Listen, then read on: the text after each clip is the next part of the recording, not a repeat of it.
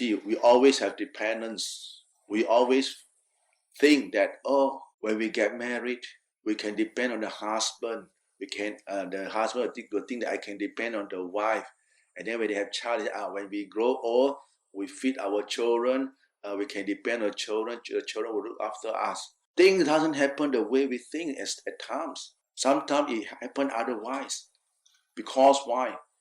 Life is uncertain. There's one devotee of mine. The son graduated as a doctor. Wow, this couple so happy. Wow, our son finally graduated. Life will be easier for them. And the son go and swim, and he was drowned. He was killed. You see how the father and the parents will feel. They were so sad and remorse because all their dream, their expectation has been shattered. You see, life is so uncertain. They thought they can rely on the son. And who can rely who now? Nothing. And in the end, what brings him to Buddhism is because of this dukkha, this uncertainty. Why? He cannot find a reason why to his questions, to his doubts. Why these things happening to me? And we come to Buddhism talk about karma. And he clicked, the couple can click and say, yeah, they got to accept it. And life move on. And these are the real happening in life. There's a lot of things that for hill tribes people, formerly in Thailand, even now, they're still practicing. Whenever they want to do opening of a rice farm or, opening a new ground, they will do a ceremony to pray to the guardian spirit to please him so that he can give them ample, abundant kind of harvest, rain come in times, and so forth. All this kind of ceremony is a gesture to comfort the mind. And of course, all this ceremony they deprived ancient time long ago. If I'm not mistaken, this ceremony deprived from yakani, like this chicken, the eagle and the chicken story. There have been a hatred for many, many lifetimes. From chicken with the eagle, from the yaka, and this lifetime is a yaka and the lady. And this lady, this lifetime, he got this baby. He born a baby, and the yaka finally found her, and she wanted to eat the baby. So this lady was so afraid. She ran to the Buddha and placed the baby in front of the Buddha. And the yaka can have psychic, but he was stopped by the guardians deva, not to enter. And later the Buddha became the mediator to settle the dispute, the hatred between the two individuals. And the yaka cried, if I don't eat the baby, what can I eat? I'll be hungry to death. And they said, okay, because this yaka got psychic, you give him honey, give him offering. So the yaka will tell, this year the rain will come at what time? This year will be good harvest or no harvest, you see. So there's a deprivation. This kind of we call it ceremony, got its origination where it comes from. But because it wasn't being told, and a lot of people doesn't understand, so they just follow this thing blindly. It become a superstitious kind of practicing. But this thing was in the sutta. It is really inside the sutta. There was this incident. So you see, because of that, but you have to look at the whole thing, the expression of gratitude, right, to the yaka, and the yaka do service to mankind because he can foresee things like fortune telling, and this is how this thing works, right? Gratitude, repaying. But in terms of Dhamma, the Buddha said, no, we take the Dhamma, right? You can do the ceremony, no harm. But the most important thing you got to rely is to rely on what? The Dhamma. Because only the Dhamma can elevate your suffering. Not all this ceremony, not this depend on external people. Your son, your husband, whatever you're wishing for, that you may depend on them. Who knows who will die first? Like this couple, you see? The son just left them like that. Being a parent who brought up the son about 30 years old to become a doctor, and then one incident finished him off. And the suffering that they got to go through, how painful for the parents. So because of the Dhamma, right, truth of Dhamma that prevails, and the karma, people can understand, and that's why the Buddha's teaching has been through time and events of tests, and the truth is always a truth. It can withstand events. It's not like some other teaching, certain event cannot be proven. No, what the Buddha proclaimed, the nature, the law of nature, anicca, impermanence, keep changing. Anicca, tukkha, suffer if you hold on to them. You will suffer, no one suffer. Anatta, there's no self. How can it be a self? Because it keeps changing. You say, yes, there's a self, but you look at your hand, your whole body, tell your body don't to get old. Tell your hand, don't pain. Why you so painful? Never listen to you. Overnight only so painful. Want to take out joystick also cannot. You see, so uncertain about human body, so fragile. And this is for your reminder, right? And that will be the sharing for today. And the monk will do the blessing now.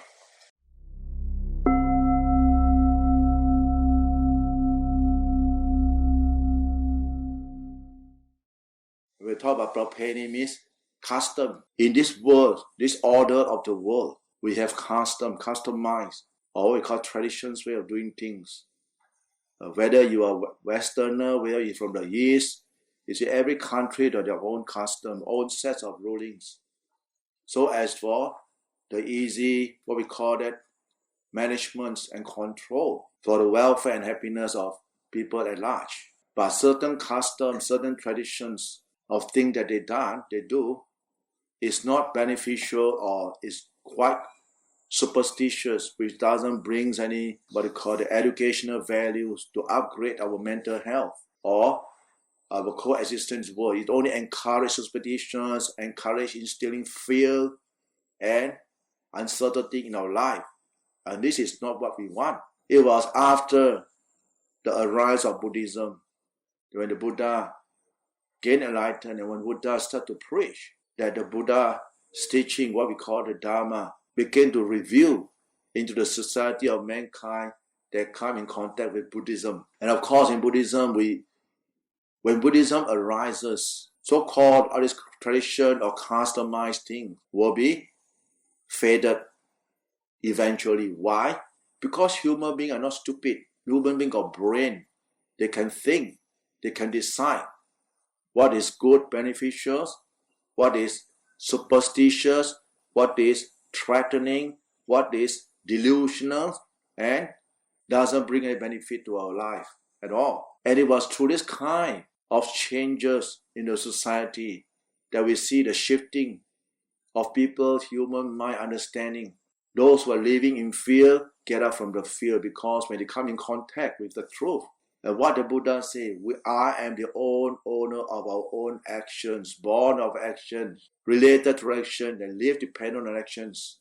And it's very fair. And we reflect on this value, then we say that, yeah, okay, acceptable, very reasonable, right? Not biased. It's not like a kind of tradition, customizing. Oh, you must do this. You don't do this, you're going to die within 7 days. You'll be, unlucky, blah, blah, blah. All kind of bullshit for someone come with higher authority, try to bully and say that, oh, this is the tradition, said it. The bullshit. We are not going to submit to this kind of authoritarian, this kind of barbaric hooligans, abuse of power. We're not going to submit. The Dhamma always stands firm. When we talk about defilement in ourselves, for example, great hatred delusion in our mind, when it arises, we subdue it with what? With meditation, we subdue it, we really whack hard within ourselves. Likewise with us external things. And how the world going to live, how the people going to suffer with this kind of, if you want to have a good person and a bad guy, which one we choose? We will choose the good guy. You have the bad guy, you only have bad influence only. This is not what we want. It's just a defilement. We must trace out things like mental, like meditation, defilement. If the defilement is just like cancer, we've got to cut it off. If it's how we try to be friendly, treatment, go soft, and come to a state that, oh, no, this medicine is cannot use anymore. We've got to use very strong. Got to cut, we cut. Likewise, this is called, we must be able to be differentiating. When we come to tradition, come to custom, come to all kinds of training, we got to look into the real aspect of what Dhamma stands for in training ourselves. And that is very important, because if we are practicing Dhamma and we don't have a stand, then we'll be always wavering. We don't have which direction to go. And we live under the influence of people's bullshit, people's saliva. We are not going to live on that. We're going to live on the truth. Because we are a human being. A human being will always live under the guidance of goodness, under the guidance of Sila, Samadhi, Panya. And that will only bring Silena Sukati Yanti, bring you happiness. Happiness in this lifetime and in lifetime to come. Silena Poka Sampada. And you receive abundance of wealth because of Sila. Why? Because of the trust in you, because of a good reputation, because of a hardworking, good attitude. People like you, people hire you because of the trust they have in you. Silena Liputianitasma, Silang Visotaye. And upon the breaking of the body, you'll be born in a heavenly world. So remember, whatever kinds of Dhamma we come across, we always use this treating to measure. Is it against the Sila or no? Is it detrimental or it is very beneficial, promoting peace, happiness, promoting diversion or hatred or what? So we are human beings. We mustn't be being dragged by the nose to follow what has been said. You don't believe what I say, but you think about it. Right? You think about it, reflect on it, and then you know where you can stand. Because, right, the Buddha Dhamma, the Buddha, when he gained the enlightenment, he speaks the truth. And the Buddha will never see things that is not truth. It's always truthful. And the power of the truth will always prevail. And that will be the sharing for today.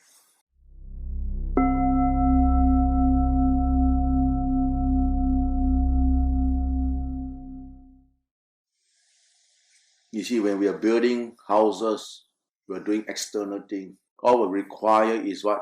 Get a mat draw, get a county approved, everything approved, and you have the mean or the resources, and you can build, and that's it. This is something external of us, which is easy to abide or comply with. But building the internal goodness, like building a house for your heart, viharatam, is something not so easy. You take, for example, sometimes we want to do some goodness. We are thinking of doing certain goodness, and we never do straight away. And the split second, another thoughts arises, takes over you. Instead of sitting meditation, doing chanting, or doing walking meditation, and something, pop, there you are, flip off to other subject already, which is being directed by your own defilements, which everybody also know we have this kind of problem, but it's just that we can't resist, or it's so hard to resist. By the time we know it's too late or it's gone already. That's why the Kuba Ajahn always remind us to repeat the word Pato, as a point of focus, as a point of reference, so that our mind got something to hold on to. For people who don't realize the importance of Pato, the realize of mindfulness, they will think that we already know what the mind already calm down for, we need Pato. Yeah, you know what thing, you know defilement, you know under the influence of thoughts that is generated by greed, by hatred, by delusions. It generates you, and you follow the trails of thought. It doesn't know that you don't know, you know. But how come you can't control it? Because our mindfulness is not strong. Our mindfulness cannot differentiate, not fast enough. Our sati, mindfulness, sampachanya, and we're aware of it, but you just got no control, and that's split second, pop, we commit karma already. That's why we're talking about karma. The more we instill the mindfulness of Putto, the more karma we are, the more clearer we can see. Every thought arising within us is a karma. We call it manokam, the karma of the mind. We still haven't materialized into speech or action yet. We knew, this is a good thought, this is a wholesome thought, this is an unwholesome thought, and this is where you got to make the decision sharp, fast. The minute you execute wrongly, that's it. If your thought is under the influence of greed, hatred, and delusion, that's it.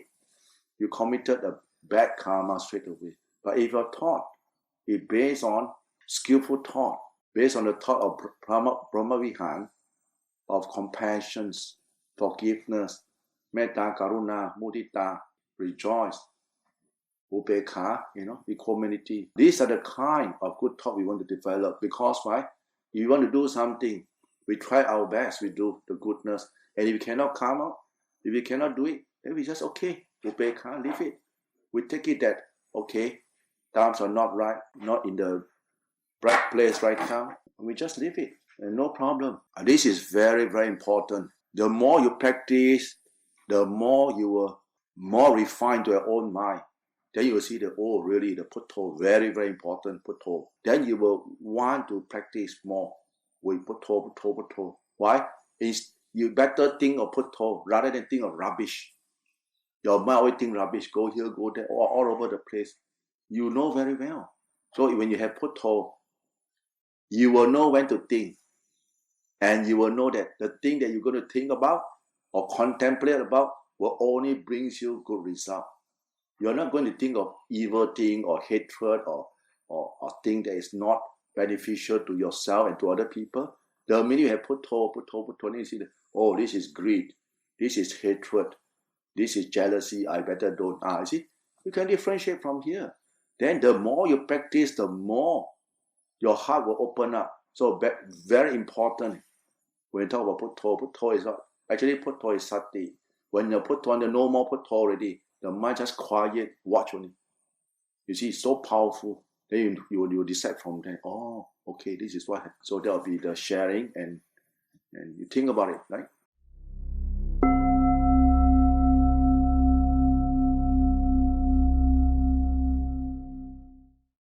You see, sometime in life, especially we ever come across, why it's so important that in this lifetime we keep encouraging the Buddha's teaching, encouraging you to do good, perform generosity, observe the precept, meditate, chanting, blah, blah, blah, blah, blah. Keep instilling this kind of good value into the mind. Because why? Like we have experienced or we ever see before. Certain child, they are born into a family. And at first the family was very, very bad financially, right? Everything wasn't right. But since the child was born, everything turns very good. Why? Because of the goodness of the child, right? His barami, his goodness. That means once he's born into a family, they do business, job getting better, everything just be better because of the goodness of that new baby. And you say that it's not related. How can it not related? It's related. We call it related karma. กรรมเปลี่ยนเผ่าพันธุ์ related karma. So it's very important. For example, dana. Why? Why this son born only? Wow, everything okay. But on the other hand, certain people, everything so good. Ever seen this son is born? Oh, everything go down. That's why certain people, they are very particular when they want to hire someone to hold high post. Normally, they will go and check it out whether this fella got any goodness in him. They are very particular, especially people holding high posts. And then the boss, very particular, will check out with the fortune teller to read his star, whether this fellow will bring luck or down. And it proven to be quite true that if you get the right person in, things will get all right. And because of friendships and never mind bringing him, that's it, pop guy. We saw a lot of incidents like that. So it's very important, right, to cultivate goodness because it also affects our future rebirth. That's why, as we mentioned, some kids are sick or they always fall sick. So what people do, they'll bring the son or the daughter to be a godson or godfather of a certain individual who are respected in the society, who hold high posts, good reputations, or good family background, people with good precept, and things just change. You cannot deny the truth. It's true. And on the other hand, the Buddha says, people who always tell lies, don't speak the truth, who always, break their promise, a lot of things that's detrimental. The Buddha said, these type of people who always take advantage, stay away from them. The Buddha describes type of people as a dangerous road, right? If you travel or your life is with some people, it's just like you are going to a dangerous road. You are made up with all kinds of danger. Stay away. And the Buddha encourages us to stay with people with what? Who share your problem, to help you out. So-called dukkho jayo sakha. That means you got any problem, they share with you. Share with your happiness, share with your sadness, help you out, give you the encouragement, and walk hand in hand, not neglecting you. And these are the people the Buddha says, go to these people. It's just a mother and child. Look after them. These are the people who has gratitude. And these are people that will bring goodness in your life. So in life, we have the choice. Stay away from those people that don't practice goodness. Just stay away. People that we know that they always tell lies, they always crazy, just stay away from them. Then your life will be better. Because if you mix up with people who always bear wrong view, right? Who always inciting diversion, telling lies, these are the people we shouldn't be around. Remember, because all these are the Buddha's teaching, and we should bear in mind.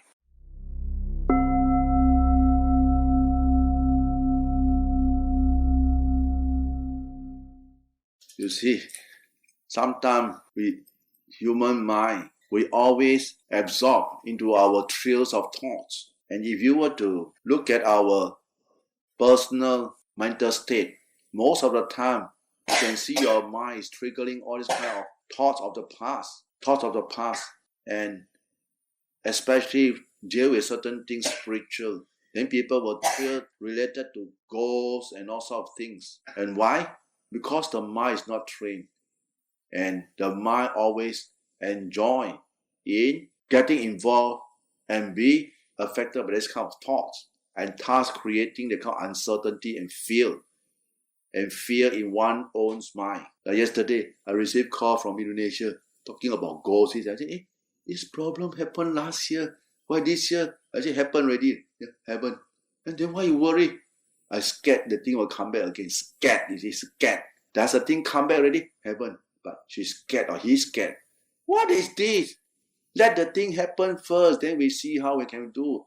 That is the problem. Sometimes most of the problem in your life are self-created, self-made. It doesn't happen, but we're going to speculate it will be like this, is it? But this is not true. If you were to look at goals is just a form of consciousness. It's just a form of beings that got to go through their karma.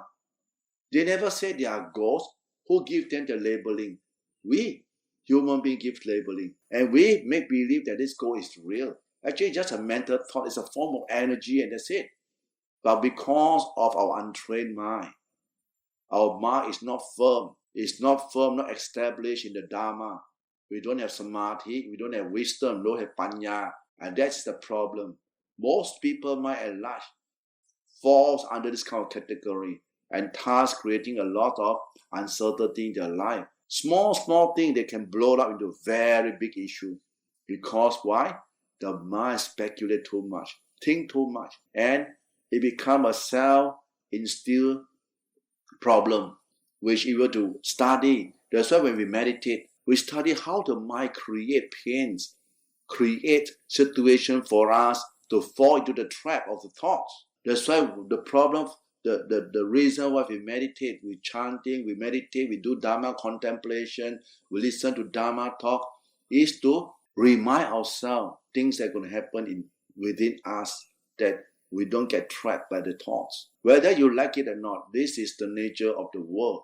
The mind that is not trained is going to be like that now, in the future, and it will be forever. If you are born with as a human being, this is what's going to happen. It has been happening in the past. That's why we are born now, and it's going to happen now because the future will be the same. That's why we said it, in the world cycle of birth, aging, illness, and death. In this world of samsara, that's why it's like that. So in order for us to come to a conclusion of to stopping this thing, we got to exert our effort in training our own mind. And that will be the sharing for today. The monk gives a blessing.